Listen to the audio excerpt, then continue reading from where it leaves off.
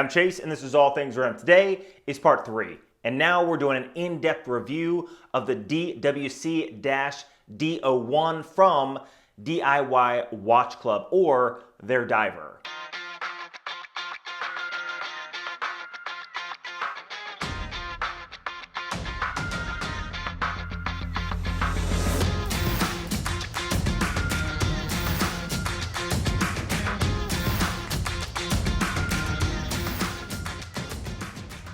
Now, not only did I do a review on the diver, but I also gave you options when it came to dressing up or dressing down when it comes to straps. So if you find that interesting, let's flip the camera around, dive right into the review. Okay, and now here is the more in-depth view of the DWC-D01. Now the first thing we're gonna do is talk about the dimensions of this watch, and then we'll talk about the characteristics, and then we will talk about whether it's a good buy or not a good buy if you were to purchase this on its own. So first, let's set it down and do some dimensions. Got the calipers out. Let's turn them on. Make sure they're zeroed out.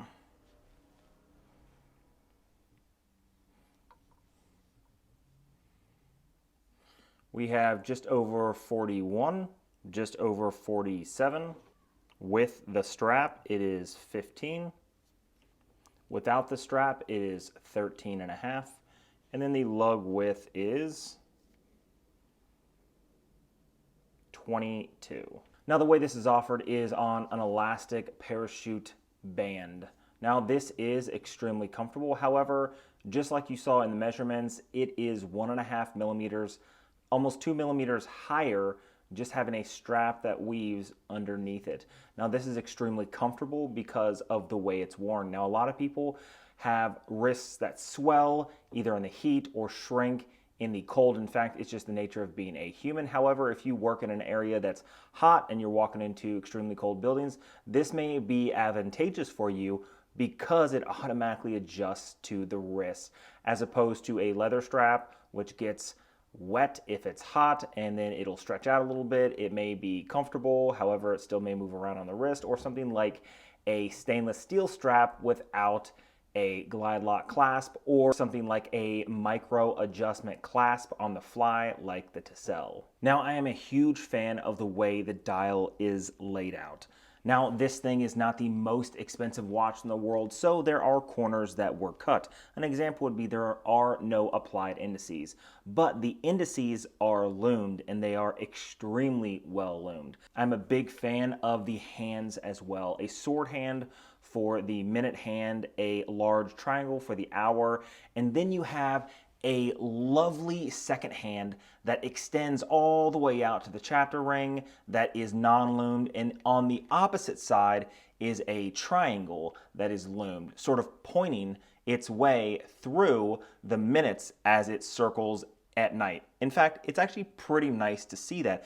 It's a little different, and I'm a fan of people being different. Now, the bezel on this is an aluminum bezel, and the bezel itself is also loomed, and it's a different style of loom. So the loom on the dial and the hands is green. The loom on the bezel is blue, so you can easily differentiate the loom in the darkness. I mean, if you know what a bezel is, you're going to be able to distinguish them anyway. I mean, it's not like you're going to get confused with the bezel and the minutes. However, it's just nice to have sort of a contrast there. I'm also a big fan of the countdown timer here along the side. Now, unlike other watches that have countdown bezels, either they stop at 15 or it's just plain Jane all the way across, whereas they decided to do red minute markers right here, as if like if you're a diver, you've gone over your time and this is your warning. Big fan of stuff like that. It only means that they've paid attention to the detail.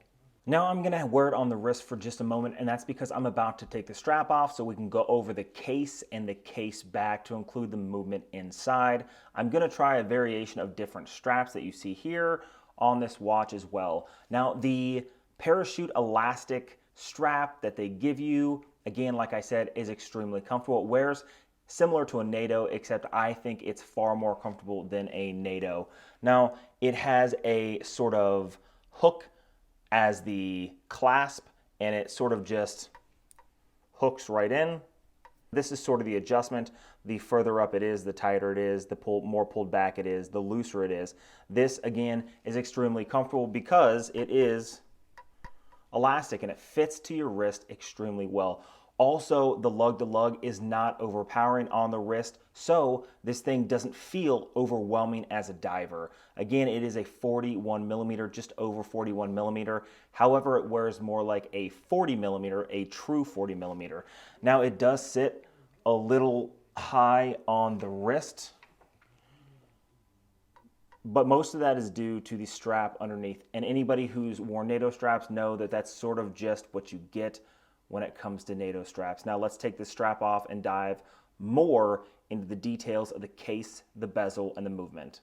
Okay, now that the strap is off, let's talk about the bezel first. Now the bezel action, I think, is very nice. There's a little bit of play, but not much.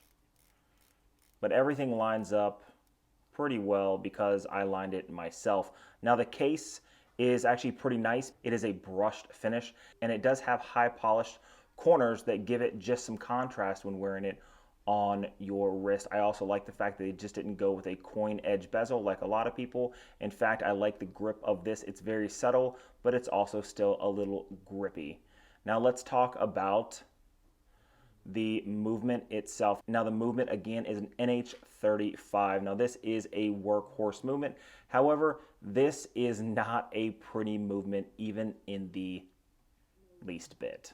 Now the NH35, again, is used in a lot of micro brand watches and larger brand watches as well. A larger brand watch would be like Invicta. Even though they're a lower cost, it is a pretty well-known brand.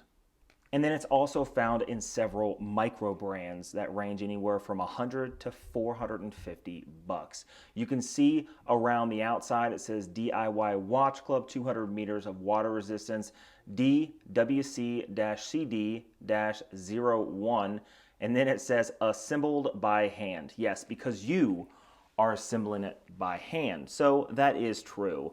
You are going to assemble this, and it is assembled by hand. So it's kind of funny that they put it on the back. Now let's go over the functionality of the watch and how well it is. Now the NH35 is hacking and hand winding. This, of course, is a screw down crown because it would be with 200 meters water resistance. Pull out once, and you do have a quick date change feature. Pull it out again, and you are able to adjust the time. Now, while putting this together, I showed you that you need to first find out where the date changes over at midnight, and then make sure you place the hands at midnight. And the reason why is because this is a movement that slowly will change over and then eventually click over. So you see, it's about 10:30. It's already starting to change a little bit, a little bit, a little bit. Then around 11:45, you can see it's about to pop over. And then as I hit the midnight, okay, a minute after midnight. So I lined it up pretty well for just being a novice at putting watches together. It's just something to consider. This watch does offer hacking and hand winding. If you saw the hand, it did stop. So it is hacking and hand winding. So it already is a step above even some Seiko movements like the SKX 007 because it doesn't even offer hacking and hand winding. So that's a pro also. Now screw it down, 200 meters water resistance. Now I'm actually going to take this to the pool and sort of compare it to a lot of my other dive watches. Now if you look close at the dial, there's no dust on it. So it's extremely important that if you guys put watches together, you use that puffer, you make sure you use it all the time. And I'm actually extremely happy with this watch. The functionality is great, the look is great. Let's take a look at the loom. Okay, let's turn off the studio light and take a look at the loom. I got two, boom, boom. So you can see that they shine pretty brilliantly when charged.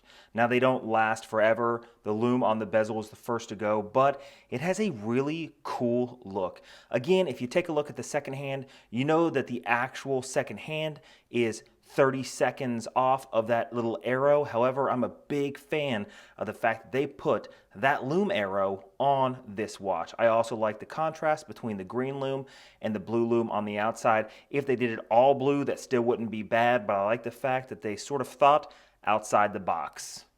Now, what if you're not a big fan of this strap? What are your other options? Well, my first recommendation would be something like a silicone strap.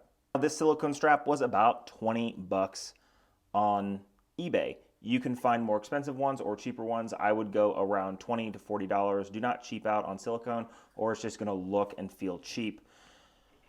These other leather straps sort of came with other watches that I purchased. They're not too bad quality. However, I have a light tan and a dark one here, and we're just gonna fit them on the watch to see what sort of look it gives them, whether or not you can actually dress it up or dress it down. Okay, now the watch does look far more sporty on that silicone strap. In fact, I'm surprised just how well it fits, but it is for a dive watch. Now let's put it on the wrist, see what it looks like. Now the watch definitely does sit lower on the wrist, and it is very comfortable on this strap too. You can see that it changes just the overall aesthetic and look. It's a little more subdued. It's not as sort of out there like with the blue parachute elastic strap. Now this is why I tell people constantly that are afraid to mess with their watches, don't be afraid to mess with your watch. Don't be afraid to take off the bracelet or take off the strap or take off the band. There's so many different options out there, and this is sort of like a wardrobe. You can dress it up or dress it down. Now let's toss it on a leather strap and see how it looks. Oh man, on that darker leather strap, it actually looks pretty awesome. I would say it actually looks pretty badass. Now, the one thing that I really like about this one, it is the blue bezel, so it does give it a little bit of color, but it's not a bright blue bezel. It is a dark blue bezel, so it gives it like a hint of color. They do have this also in a black bezel, so it's more subdued, even more so. But you know what? This whole setup just works really well with just about anything. I mean, look at how good that looks. Let's put it on the lighter one and see if it still looks good. And yep, still looks great. In fact, this watch strap came with my Steinhardt 44. That's what I got it on. This was a used watch that I purchased for about half the price of one brand new. And instead of coming with a stainless steel strap or with a silicone or rubber strap, it came with this leather strap. And you know what? It actually looks pretty great on the wrist.